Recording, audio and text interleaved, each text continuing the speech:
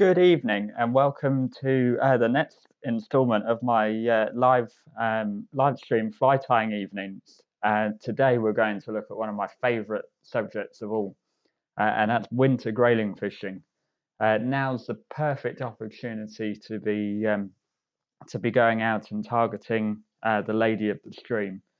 And apart from last night, we were dealt a little bit of confusing news with a new lockdown. But that should mean that some of us have a bit more time to go fishing where it's possible to do so. Or for others, it means that we've got more time to spend on the fly tying bites, trying new flies and different methods. So this evening, we're going to start with what other fly than the pink shrimp. Grayling are well known for taking bright coloured flies, and one of the colours that we most associate with grayling is pink, and the ideal fly for that is shrimp. And the reason we use shrimp, like we looked at 2 weeks ago in the fly tying tutorial then, it's a great fly for getting down deep. Quite often it doesn't snag up on the bottom of the river, so it's good for targeting grayling, which are typically sat down near the bottom of the river, usually on clean gravel. So it's quite a nice place to target them. But generally, winter means higher flows, a higher volume of water. So we really want to make sure that we've got flies that are going to get us down to it. So starting off with a shrimp, nice and easy when you're shopping for shrimp hooks is they quite often write shrimp hook. But any sort of curved hook is good for this. And here I've got the Partridge K4AY SE. So SE for the straight eye version. If it's a down eye grub or shrimp hook, that's absolutely fine as well. I've only recently gone over to the straight eye versions, and they're doing really well for me. Then I've got some simple lead wire. This is 0.37 mil, and it's perfect, just oval lead wire.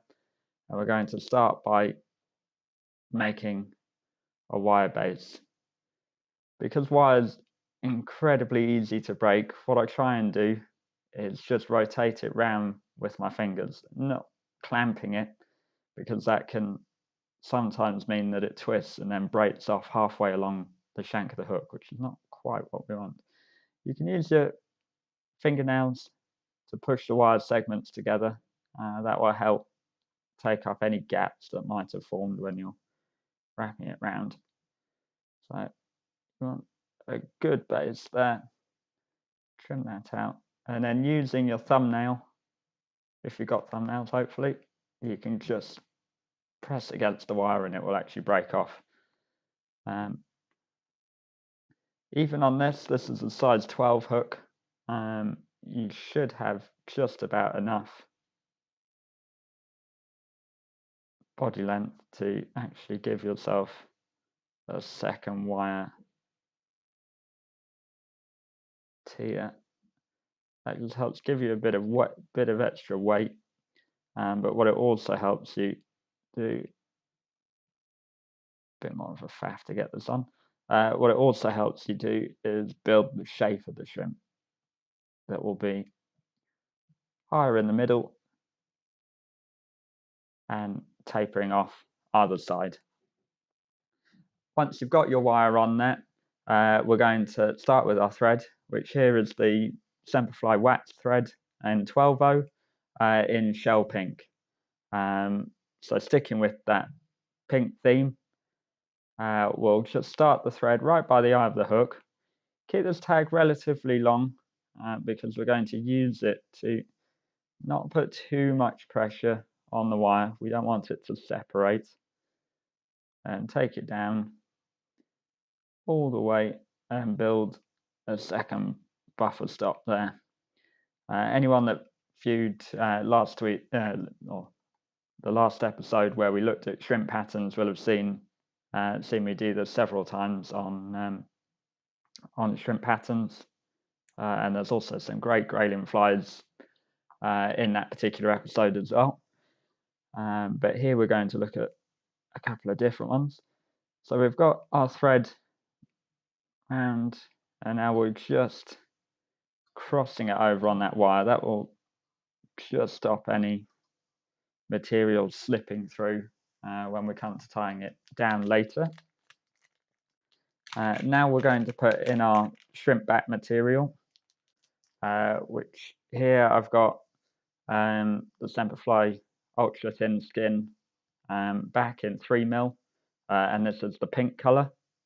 Anyone that misses any of the materials this evening, I've popped them all down in the description below, so you can pop there at any time and review the materials at any point. And now what we're doing with that back is just cutting a point, and you'll see there now, so it's got a pointed edge, and we tie that pointed edge in. And the reason we do that is it stops any bulk being built up, but also when we first turn that back forward, it means that we don't have the material wrapping around the whole hook. So trap that down, and then for this particular style of fly, I'm now going to take my thread all the way to the front, whereas a lot of my shrimp patterns are dubbed. This one we're now going to use dirty bug yarn. It's great. It's a two-strand yarn, and it's got a wonderful blend of colour. There's some creams, some pinks. This particular colour referred to as called Salmon, but it's actually a great shrimp colour, and it's been working really well recently. And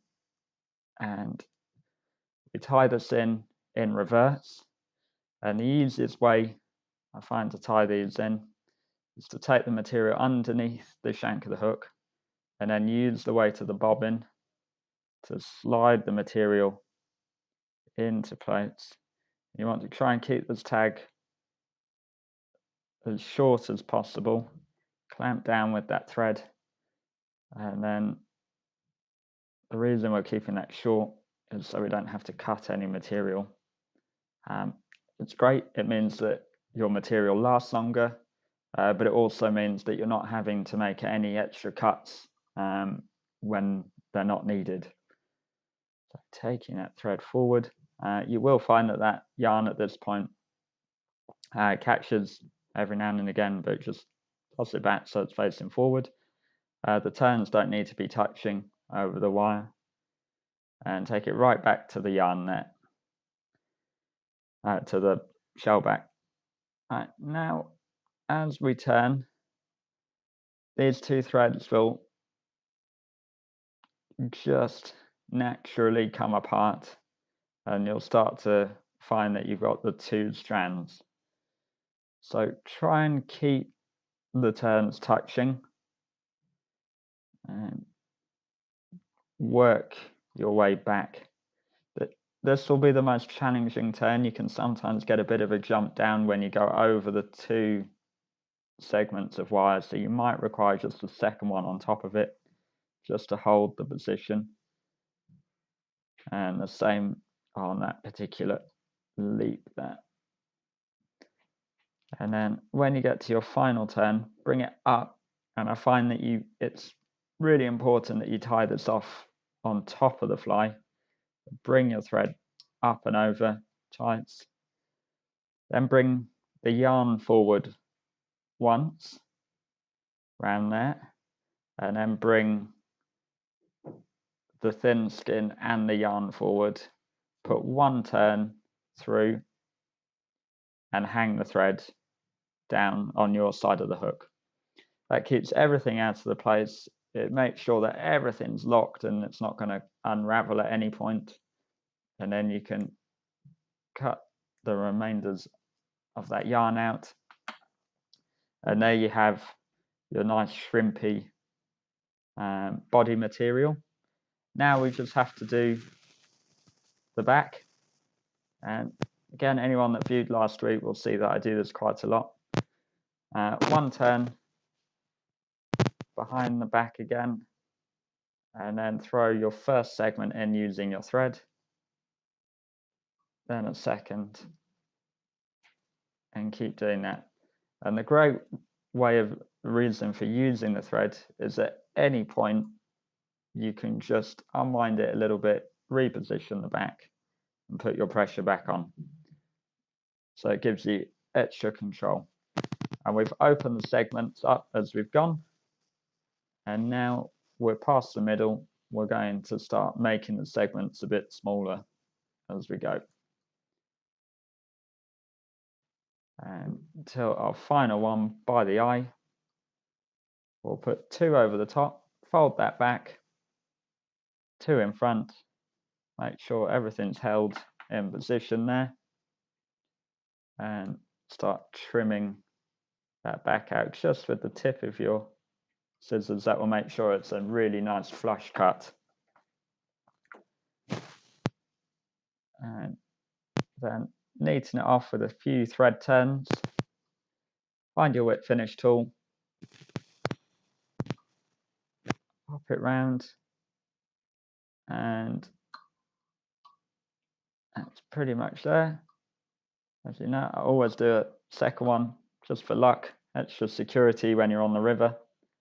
And there we have it. The old classic pink shrimp, tied in a slightly newish style, one that I actually was inspired by my good friend and a wonderful fly tyer called Gareth Lewis. Anyone who's come across his work on the internet will know that it's utterly fantastic, and if you're yet to find it, make sure you do find him, because some of his flies will make you sick that they're so good, but many of them will inspire you to further your own fly tying. And this was one of the patterns that I saw him do not so long ago.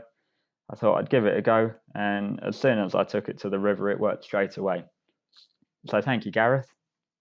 And there we have it, the pink shrimp, an oldie, a goodie, and a perfect one for grayling.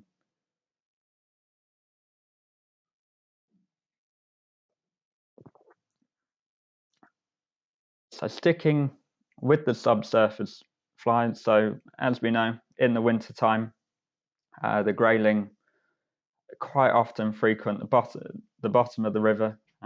They will come up to the top, but 99% of the fish you catch will be down near the bottom of the river. So here we've got a jig style hook, so it's designed to fish upside down, keeping the point of the fly away from the riverbed. There's lots of different reasons why that's good, particularly for grayling. One is it stops the point dulling, because these flies will be bouncing along the bottom of the river, hitting the stones. So quite often you'll find that the shine will go off the bead as it's bashing the bottom. But more importantly, the hook point's not bouncing the bottom. So it means that your hook stays sharper for longer. Also, your hook point's facing away from any structure on the bottom, meaning that you don't snag up the bottom as much. You still will. You'll lose flies doing fishing for grayling. And the other thing, the way that the grayling feed with their downturned mouth and how they pick food up, you get a much better hook hold with a fly that fishes in reverse, so with the hook point facing up. So you'll find a lot of grayling anglers will fish the shrimp patterns, which we looked at before, which will actually fish that way in the water, or jig hooks, which will also fish in reverse, rather than your standard straight eye pheasant tail type fly, which will fish hook point down, and you'll get a much better trout hook hold. So it's worth just thinking about that when you're targeting different fish. So this particular fly is called the Bootlace Jig. It's a pattern that I tie a lot. I call it the Bootlace Jig because originally I tied it with an old bootlace, but actually it's an orange tag. It's been around for a long time. Tied with a silver bead. This has been incredibly effective in recent times as I've gone more and more over to different color beads. Silver just seems to sort of capture the heart of trout, grayling, and a whole manner of other species. This time our thread is the black Nano silk by Semperfli in 180. It's just a good general purpose thread. I like the low diameter always and the strength of it. We've started the thread behind the bead there, and we're taking it all the way back down to the end of the shank, almost in line with where a barb would be on a barbed hook, but just before the shank begins to go into the bend. Then we're going to get our tailing material, which this is a floss. This is the Semperfli Fluoro Brite in orange, in a bright orange, so number 7. Most flosses will do the job for this. I know many people will tie with Unifloss or such, but what you want to do, obviously that will give you quite a thin strand, is then once you start doubling it up, you'll obviously build its bulk then. And what I will tend to do is have it so it's now a 6-strand piece. And to tie it in, use the weight of the bobbin, as we've discussed before, and just use that bobbin to anchor it in on top of the shank. Put your pressure on and your locking turns. And then you can tidy it up very quickly by winding this forward to the eye. Let's get just short of the bead and cut the tag that we don't need, a little bit long, and then shuffle it down, and you'll find that it will go straight into the slot in these slotted tungsten beads, and it'll be hidden, and it helps just keep that uniform body shape all the way along. And then we can cut our tag to the sides. So I like it to overshoot the bend of the hook. So roughly about a third of the shank length. A bit longer. It's personal preference on length.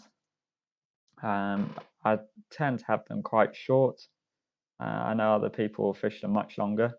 And now I've got a needle, but you can use a brush or anything just to open out those strands and turn it into, rather than being 6 individual strands, we'll turn it into one big tag.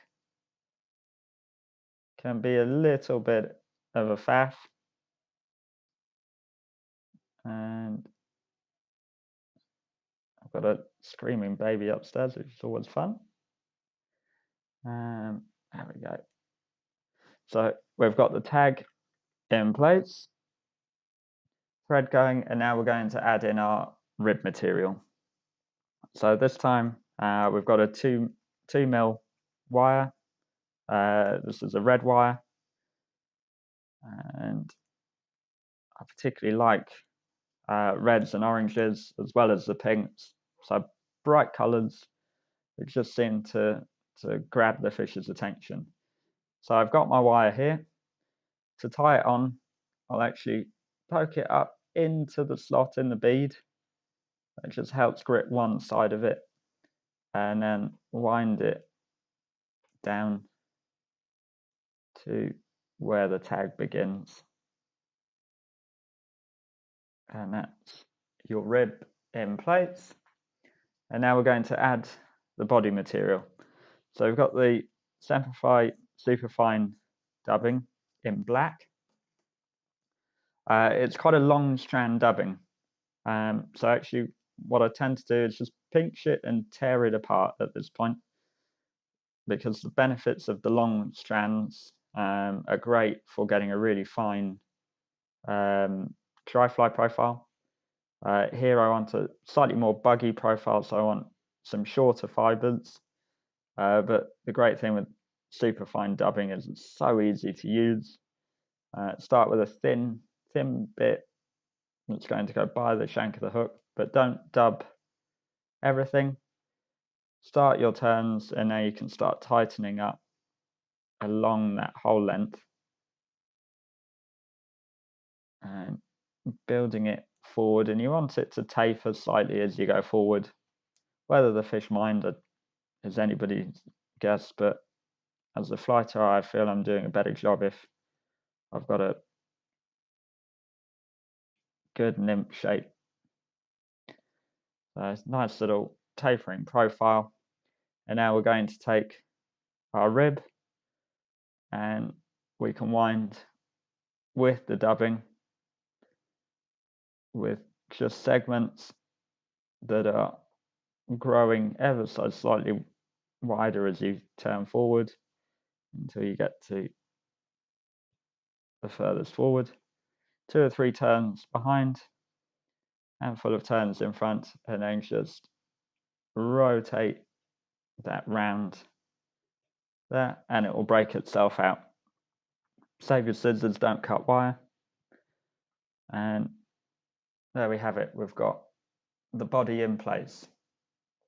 Now we're going to add in a hackle, but not a traditional hackle. This is now CDC, which has become incredibly popular in particularly jig nymphs for grayling.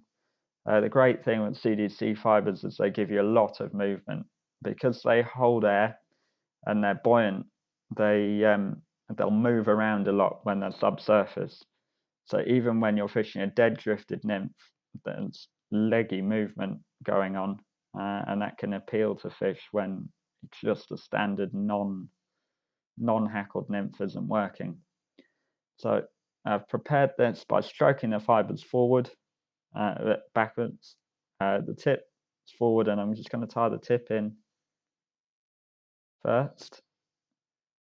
Tie that down, stroke the tip back, and then just clip the tip of the CDC out with my thread. Then I'm going to find where I've lost my hackle pliers, place that on the tag end of the CDC feather and begin to wrap it round the hook here. So you want a relatively good CDC feather with plenty of fibers, and take that up. Usually 2 turns is more than enough. You don't want it to be too heavily dressed with CDC, otherwise it then stops the fly sinking as quickly. And when you get through, take your thread through the feather a couple of times. Like all materials, take it a couple of times in front and clip that out. So we've got our nice straggly legs here. So push them back, make sure none of them are being caught forward, and tidy that up with a few thread turns. What I do here is stroke them back and just pinch out any really long ones. And I want it to overshoot the tag a little, and that gives us our nice collar hackle. And then we're going to go in with the Thorax now, which is the micro flash dubbing by Hends. This is a black color and number 435, and we're just going to add a small bit of this at the front. It keeps the fly's color the same, but just adds a little bit of flash in behind that silver bead. I feel it just again adds another little element to the fly. The micro flash, nice easy dubbing to use. And we want just enough that it tidies up that front area. Adds in a bit of flash. It gives us somewhere to hide the thread between the fly and the bead. and then go in with the whip finish tool between the thorax and the bead. Easiest way to do this, rather than try and get the thread perfectly in there, you can let it, place it on the bead and just let the bead slide it into place. And there you have it, the orange tag, or the Bootlace Jig, another great winter grayling pattern, particularly in coloured water, but works very well in clear water as well. So definitely one you should have in your box. And slightly different colour versions of this also work well for trout. You can do red tag versions as well. So a great all-round pattern. So moving completely to opposite ends of the spectrum, also in the winter you'll find for short periods of the day suddenly the river will come alive and the fish will start rising, and these will usually be micro olive hatches, so there'll be large dark olives.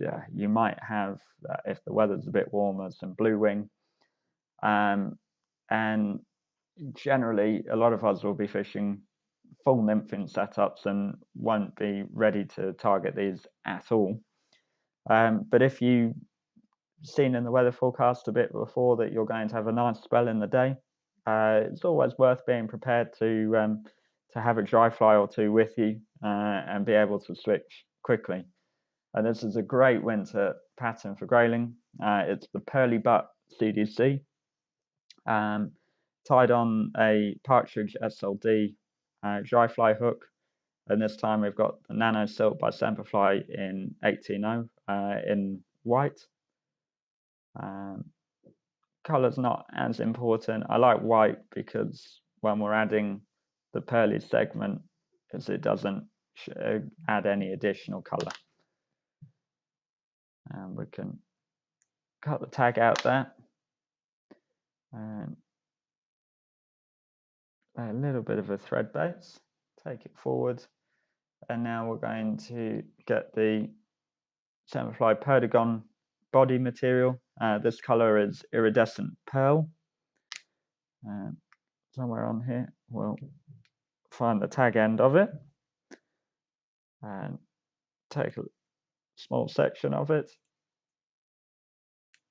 and then trap that onto the hook and wind back till we get, you can actually go just past the bend and then bring your thread forward to just in front of the point, and then a couple of open turns to get it away, and then start to wind that, and you want overlapping turns.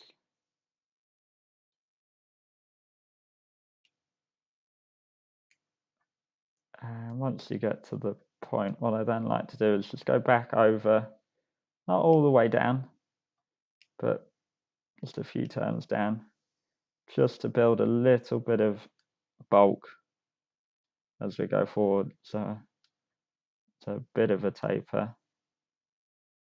And we'll undo those two open turns, one wrap round, and just tighten that off a couple of turns in front and behind, and out that comes. So now we've got the tag, the pearly butt. We're going to put the body in. So now we want this fly to be really buoyant. So we're going to add in some K-pop dubbing, which is a natural dubbing, incredibly buoyant. It used to be used in safety vests, life vests, back in the war times because it was so buoyant. So whenever doing a dry fly, the most buoyant material we can find, the best we'll have.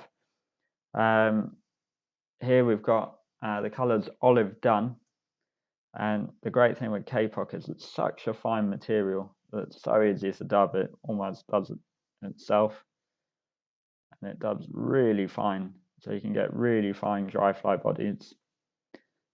We'll go just in front of that butt section and take it forward. We want to build a bit of a taper as we go. Add a little bit more on there.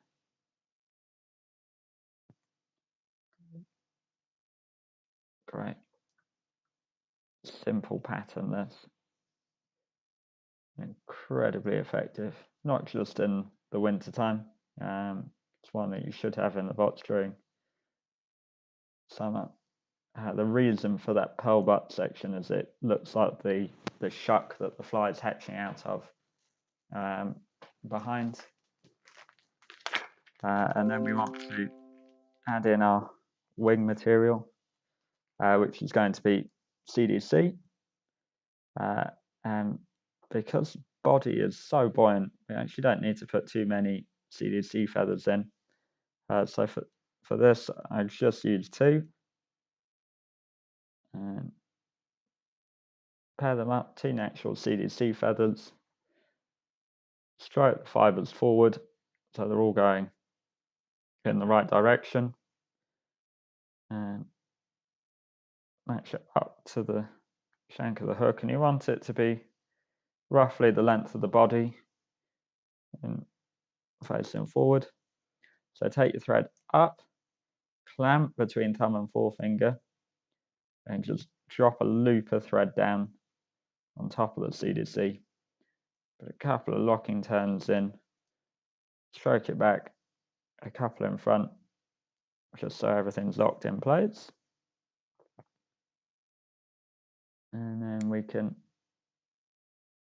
trim all of that out there. And we can get a little bit more of our K-pop dubbing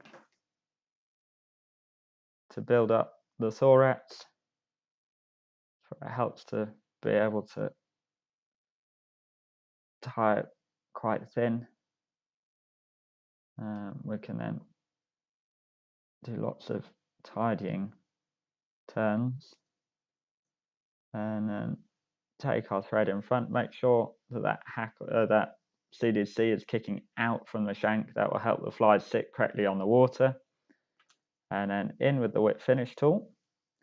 So lengthen the thread off, take it round, but have it the right length that you can stroke that wing back and out the way so you're not catching any fibers. Unhook. And again. And there you have it, the Pearly Butt CDC. And a great winter pattern for grayling when they suddenly start rising. Usually it will be about 11:30, 12 o'clock, and you'll get a quick half-hour bonanza where the fish are rising. Sometimes it will only be in 1 or 2 pools for where you're fishing, and this is a fly that will do the magic in those times. So going back to subsurface and the bottom of the river, we're back on the SUJ Partridge jig hook, a slotted bead, this time in copper. And this fly is the Vlad. It was one that we developed a long time ago now in the Czech Republic during a competition out there where we were fishing a lot of red tag flies, but then also a lot of pink flies were doing the trick as well. So we took several different patterns, threw them all together, and this was the fly that we came up with, the Vlad. It's worked incredibly well in all fishing scenarios, whether that's winter, summer, for all manner of species, but one that it always comes home to is the grayling. It's a great pattern for them. So we've got the Semperfli Nano still in white again here. We're just taking this down to the end of the shank, so just before it starts to bend round. And this time we've got the Semperfli Fluoro Brite in red for our tag, and we've cut a segment off that, doubled it back there's actually 8 strands here. And to tie this in, use the weight of the bobbin to secure it in place, and then put a couple of locking turns in to hold everything there, and we can take the remainder of the material all the way forward to the bead, cut it slightly long so we can wind that down into the slot in the bead, and then we'll get our rib, which this time is a copper wire in 1 mil, and to tie this in, we pop it into the slot in the bead and then start to take our thread back to where the tag begins. So with this particular fly, I like to cut the tag after I've done the body. It just helps to give you a bit more idea on how long the tag should be. So whenever tying a fly, it should all be done by sight and what makes you feel comfortable. There's no right or wrong way of doing it. It's just what the fish like and what you like, so you tie it on the end. Now I've taken some pheasant tail, just natural. I've cut 3 fibers, and I'm tying them in tip first. So I lay the tips on my side and allow the thread just to catch them in place, and try with each net's locking turn to go forward towards the bead and take that forward. And whenever using pheasant tail, the first turn is always the one where you're going to break the fibers. So take the pressure off, take it roughly in the direction you want, and then use your free hand to just push it round with the index finger. That will take the pressure off the fibers, and you can keep doing that going forward. It does help you get good touching turns as well. Stops the fibers from twisting, and you'll get a lovely pheasant tail body. Make sure you leave yourself plenty of room with this fly. A couple of turns behind and in front, and we can trim that out there. And then with our copper wire, we want to go the opposite direction. There are several reasons for doing this. One is the wire will stand out more by going the opposite way, but also if not a grayling, but if a trout, for example, took it where they're quite toothy, it stops all of the pheasant tail being shredded and falling apart and making the fly redundant after not very long. So we've tied that forward, and we tied it off with the thread, and we just twist it out as we do all of our wires. And now with the tag, we want it probably a bit longer than half of that body. There's always one bit that stays. Take our needle and just work the fibers apart, and this will make it really nice red tag on there. And now for our next bit, we want a red game hen cape here, and we're just going to add in a small feather. If you're unsure on the fiber size, you can match the feather up against the hook and bend it around so you're picking the right feather that you want.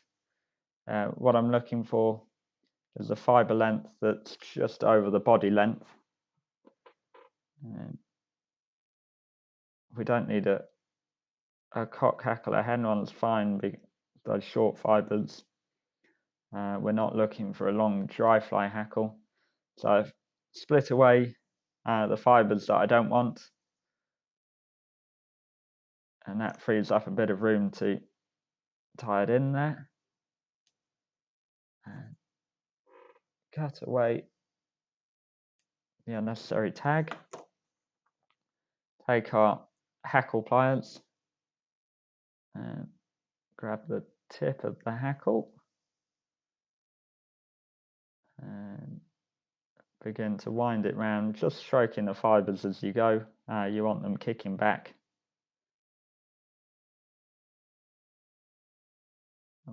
Once, and then all the way back up, and take your thread through,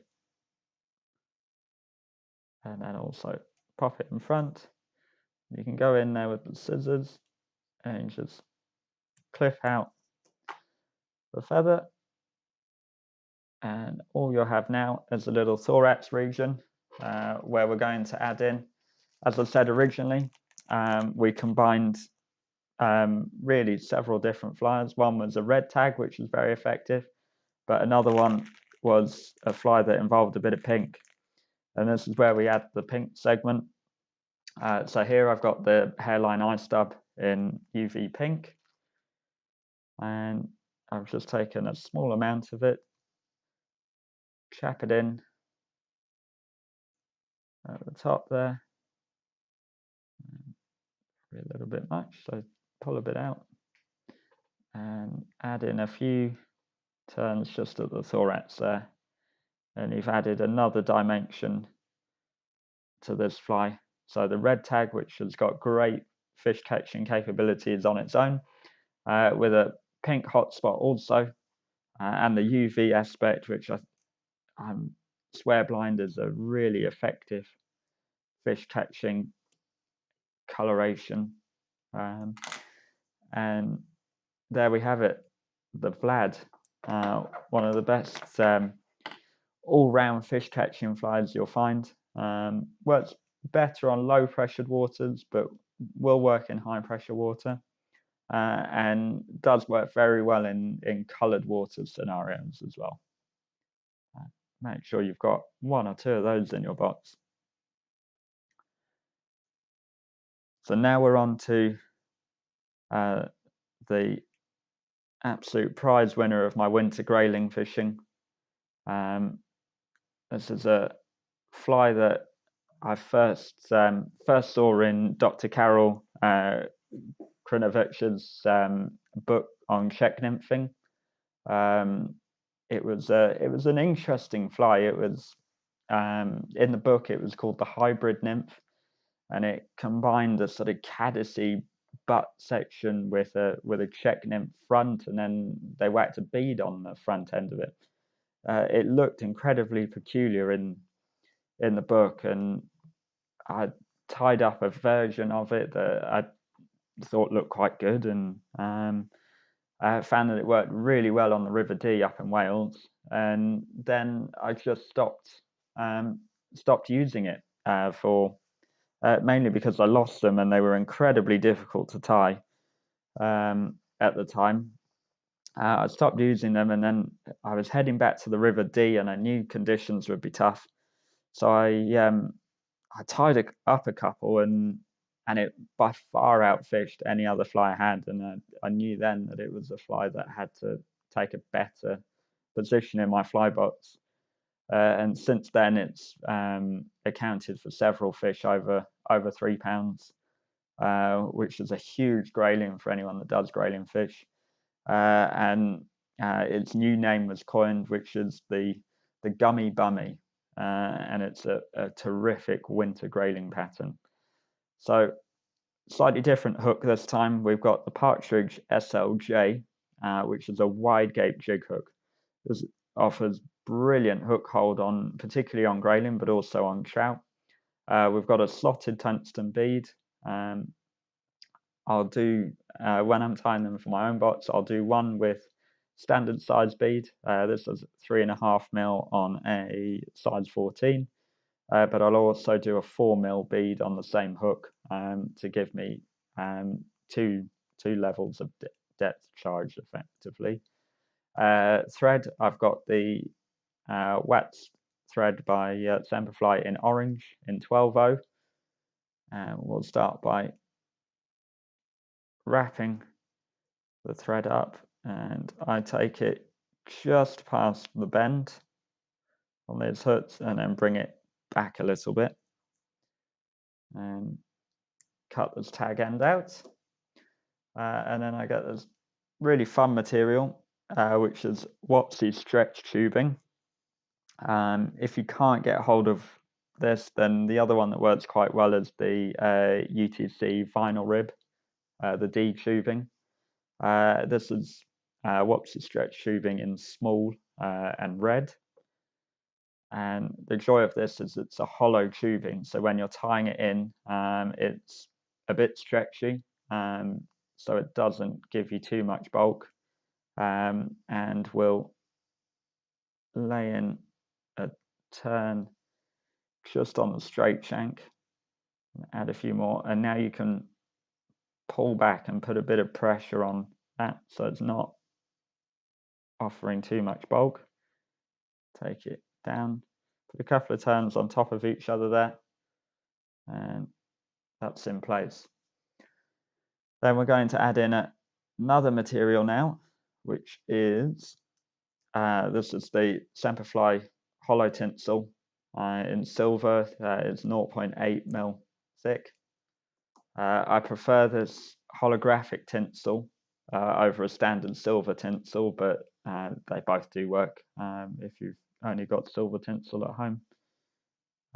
Trap that in at the same place as the stretch tubing, and take your thread forward, tidy up that bit of a tag, and then open turns to the bead so it's out the way. And now with your silver tinsel, wrap around it, and you want overlapping turns. You want to make sure that you're blocking out any of the color from the tying in of the materials beneath it. And I'll explain why this is in a second. So cover all of that tying in material, undo those big open turns, and trap that off there. Tie that up. It's not going anywhere now. And then we're going to take our thread turns just back behind the point on here, and then another couple of big open turns. And now we're going to take our stretch tubing or the vinyl rib if you're using that, and place one turn. So the reason for the silver tinsel on the bottom is it helps the red really kick out, whereas if you were just doing it on thread, the color of this just dies. And we want to just wind it forward, touching turns, and we're creating the tag segment of this fly. And we want it to just go round the bend. When we know we've only got one turn left, undo the open turns of that thread, bring that over and trap it off with our thread, 2 turns in front, or 2 turns behind, and then do quite a few in front, and that will lock it all in place. And then we can pull that up, cut, and it will go nicely flush, and we can tidy that up a bit there. Now we're going to add in our rib material, which this time is just a flat tinsel in pearl. This is 1/64, 64th of an inch. So it's just a small tinsel.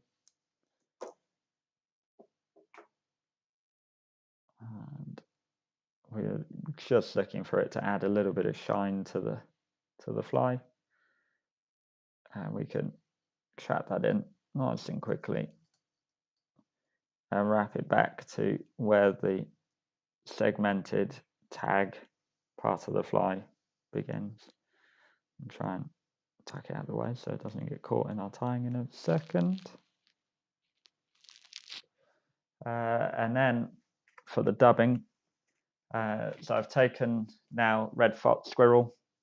It's a horrible thing, and you can cut out the fur from it, piece it all together, and you end up with a lovely spiky dubbing here, which is a lovely natural grey colour with bits of tan and red and cream, so lots of colour variety, but also a really good mix of easy to dub under fur, and then the harder to dub but great buggy material of the guard hairs.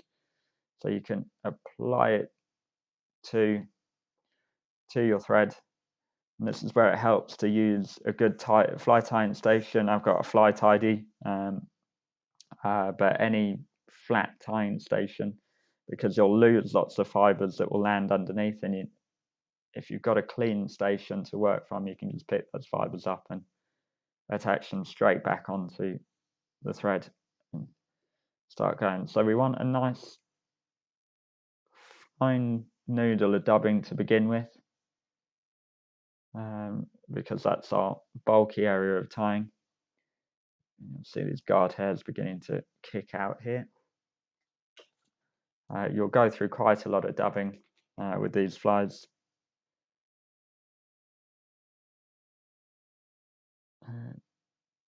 So we'll add a bit more here. What you can do if you're struggling to tie with this, then also using fly tier's wax on the thread will help. And that always helps with natural fibers like seal's fur, this particular thing, or hair's ear that you've mixed yourself. So bring it forward and you've got that really nice buggy effect.